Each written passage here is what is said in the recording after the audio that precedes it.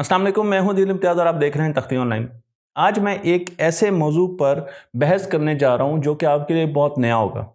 ये मौजू है कल्चर्ड मीट का, लैब ग्रोन मीट का, कल्टीवेटेड मीट का। यानी अब गोश्त जानवरों से नहीं लिया जाएगा बल्कि लैब में ग्रो किया जाएगा। पैकेट में आपके पास कच्चा गोश्त आएगा जिसे आप बता नहीं पाएंगे कि क्या ये किसी जानवर से लिया गया है या ये किसी लैब से लिया गया है।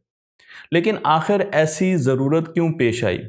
इस वीडियो में मैं आपको बहुत सी ऐसी चीज़ें बताने जा रहा हूं जो कि आप पहली मर्तबा सुन रहे होंगे, और आप भी जब वीडियो के एंड पर पहुंचेंगे तो हैरान हो जाएंगे क्योंकि ये ट्रेंड मुसलमान मुल्कों में सबसे पहले आ रहा है। मैं आपको लेकर चलता हूं कल्चर्ड मीट की तरफ, जिसे ग्रो तो कर लिया गया है और सेल लेवल पर जब इसे देखा गया तो पता चला कि ये तो बिल्कुल वैसे ही है जैसे कि आम गोश्त होता है। अगर आप एक कमरे में कल्चर्ड मीट बना सकते हैं, आर्टिफिशियल मीट बना सकते हैं, तो फिर तो आप किसी फैक्ट्री में भी बना सकते हैं, अपने घर में भी बना सकते हैं, रेस्टोरेंट में भी बना सकते हैं और अपने किचन में भी ज़रूरत पड़ने पर जल्दी से एक मशीन से गोश्त ले सकते हैं।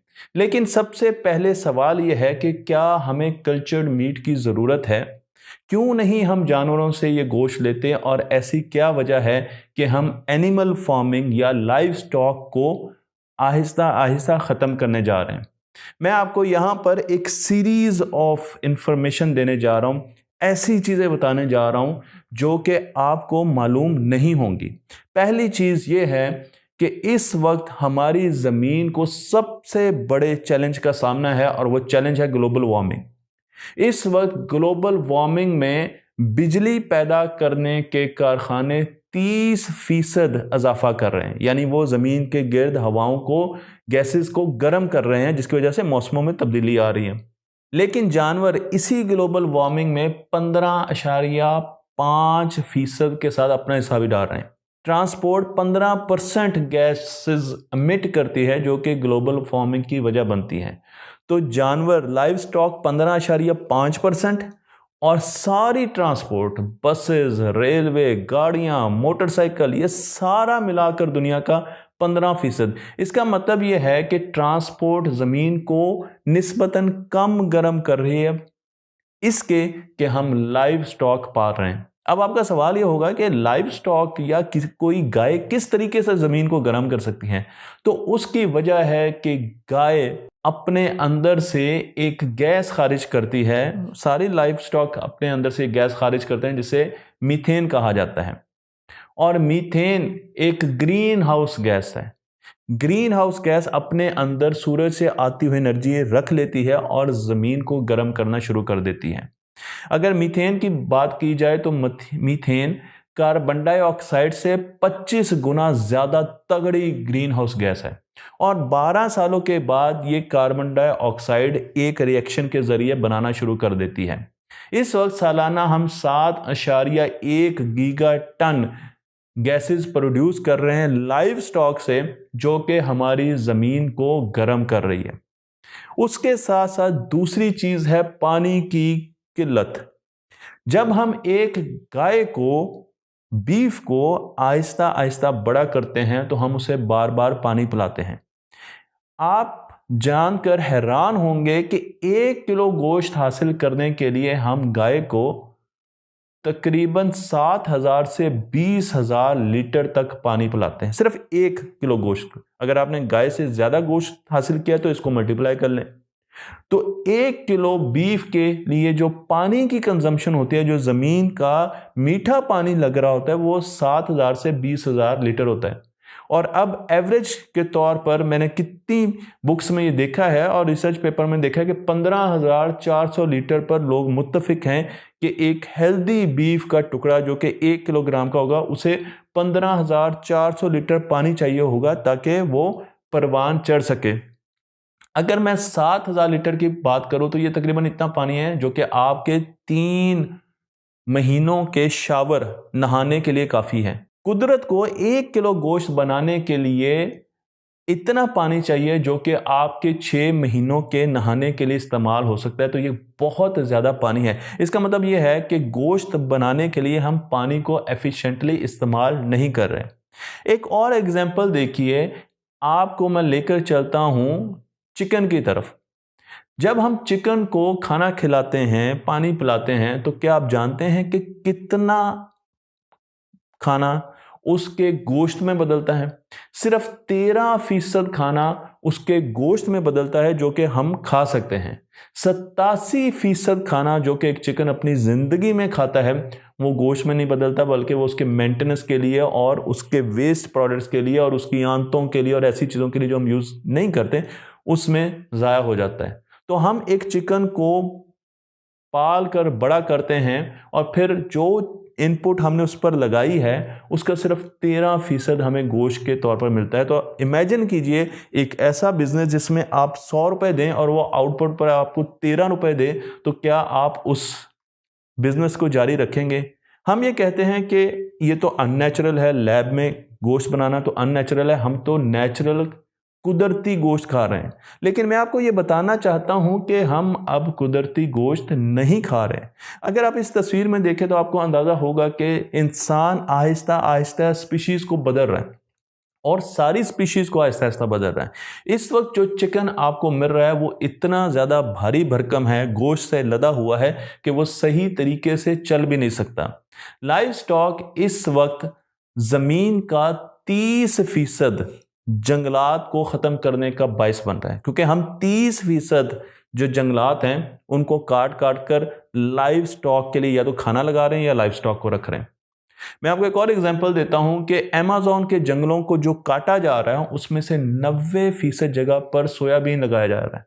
और सोयाबीन कौन खाता है? लाइव स्टॉक खाता है। इसलिए 90% पर सोयाबीन लगाया जा रहा है और वो 90% सोयाबीन लाइव स्टॉक खाता है, हम तो सिर्फ 10% के करीब यूज करते हैं। तो आप देख सकते हैं कि किस तरीके से लाइव स्टॉक बहुत ज्यादा रिसोर्सेज ले रहा है। अगर हम दुनिया की बात करें तो लाइव स्टॉक में अब न्यूट्रिशन कितनी है, वो हमें आउटपुट क्या दे रहा है? इतना ज़्यादा रिसोर्सेज वो दुनिया का ले रहा है जो कि इंसान अपने ऊपर इस्तेमाल कर सकते हैं, लेकिन वो हमें आउटपुट क्या दे रहा है? आउटपुट ये दे रहा है कि वो दुनिया में जितनी भी प्रोटीन पैदा होती है उससे 40% से भी कम प्रोटीन आपको लाइव स्टॉक के गोश्त में मिलेगी। कैलोरीज आपको 20% से भी ज़्यादा कम आपको लाइव स्टॉक के गोश्त से मिलेगी। जब कोविड आया तो कोविड की वजह से लाइव स्टॉक की चेन जो एक जगह से दूसरा जगह लेकर जाना था वो डिसरप्ट हो गई और बड़े मुल्कों में गोश्त की सप्लाई बंद हो गई। लाइव स्टॉक को रेफ्रिजरेशन की भी ज़रूरत होती है, क्योंकि आपने अगर गोश्त को महफूज करना है तो उसे ठंडा भी रखना होगा। इस वक्त हम जो खाना ज़मीन पर पैदा कर रहे हैं वो 1.5 टाइम्स ज़्यादा है जो कि इंसान को चाहिए। यानी हम अपनी ज़रूरत से बहुत ज़्यादा खाना पैदा कर रहे हैं और उसकी वजह यह है कि वो खाना, वो चीज़ें जानवरों को चाहिए। 1960 में जो गोश्त की प्रोडक्शन थी वो 70 मिलियन टन थी। 2018 में गोश्त की प्रोडक्शन बढ़ के 300 मिलियन चली गई। अब आप इमेजिन कीजिए 2050 जिसकी मैं बात कर रहा हूं, उस वक्त गोश्त की प्रोडक्शन कितनी ज़्यादा होगी? शायद 600 मिलियन से भी ज़्यादा होगी। और वो 600 मिलियन या 500 मिलियन टन हम लाएंगे कहाँ से? तो इसका मतलब यह कि हमें ज़मीन में और ज़्यादा जानवर रखने पड़ेंगे, उनके लिए और ज़्यादा प्लांटेशन करनी पड़ेगी, और ज़्यादा दरख्त काटने पड़ेंगे, उनको और ज़्यादा पानी देना पड़ेगा। ये सारी चीज़ें तो हमारे पास है ही नहीं, ये तो इंसानों के लिए नहीं है, तो हम जानवरों के लिए कैसे कर सकते हैं? इसके साथ साथ मैं ये भी बता दूं कि जानवर बीमारियों का एक घर है। दुनिया में जो बड़ी 4 बीमारियां आई हैं, जिस तरीके से स्वाइन फ्लू है, ये सारी की सारी जानवरों से हम तक पहुंची हैं। और जानवरों को दुनिया में सबसे ज़्यादा एंटीबायोटिक्स लगती हैं, क्योंकि हम जल्दी जल्दी उनको बड़ा करना चाहते हैं और उनका गोश्त इंसानों को खिलाना चाहते हैं। तो वो जो एंटीबायोटिक्स है वो हमारे अंदर आ रही हैं। अमेरिका में 81% जो एंटीबायोटिक्स ली जाती हैं वो जानवरों को, लाइव स्टॉक को लगाई जाती है। इंसान सिर्फ 19% एंटीबायोटिक्स का इस्तेमाल करते हैं। इसका मतलब यह है कि जिस तरीके से हम गोश्त खा रहे हैं, हमारे अंदर एंटीबायोटिक्स की रेजिस्टेंस भी आहिस्ता आहिस्ता कम हो रही है, जो कि एक बहुत ख़तरनाक चीज़ है। और अब तो ये कहा जा रहा है कि अगली पेंडेमिक्स भी जानवरों से ही हम तक पहुंचेंगी। तो ये वो सारा बैकग्राउंड था जिसके ज़रिए मैंने आपको बताने की कोशिश की है कि साइंसदान क्या सोच रहे हैं, उनके ज़हन में क्यों ये आ रहा है कि हमें लैब में गोश्त को उगाना चाहिए।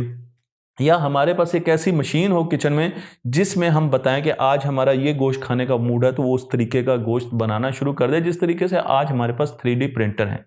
गोश्त बनाना बहुत आसान काम है और कल्चर्ड मीट का मैं आपको यहाँ पर 4 स्टेप बता देता हूँ कि किस तरीके से बनाया जाता है। पहले स्टेप में हम जिस जानवर का गोश्त लेना चाहते हैं, मसलन गाय की बात करें तो उसके स्टेम सेल्स लेते हैं।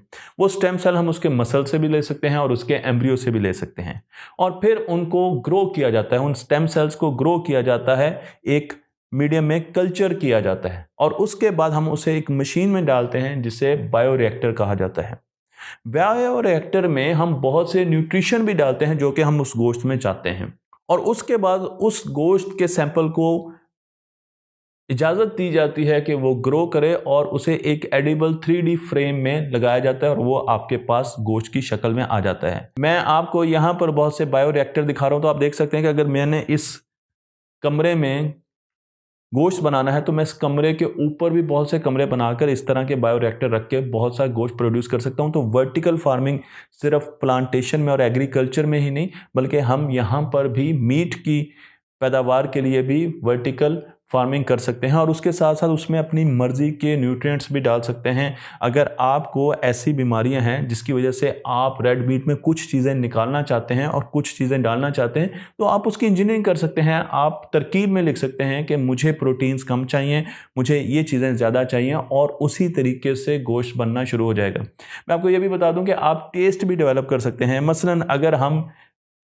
ऐसे गोश्त की बात करें जो कि बहुत कम मिलते हैं, जिस तरह तितर, हम पंजाबी में हम तितर कहते हैं, आप उर्दू में तीतर कह सकते हैं या बटेरे कह सकते हैं, या बहुत से ऐसे जानवर जो कि बहुत कम हमें नज़र आते हैं, और वो भी जब मिलते हैं तो असली नहीं मिलते बल्कि फार्मिंग के ज़रिए उनको भी चेंज कर दिया जाता है। तो हम कोई भी गोश्त बता सकते हैं कि हमें कैंगरू का गोश्त खाना है, हमने तीतर का गोश्त खाना है, हमने बटेरे का गोश्त खाना है। इवन यहाँ तक कि अब लंदन में और यूके में शेर का गोश्त भी बिक रहा है।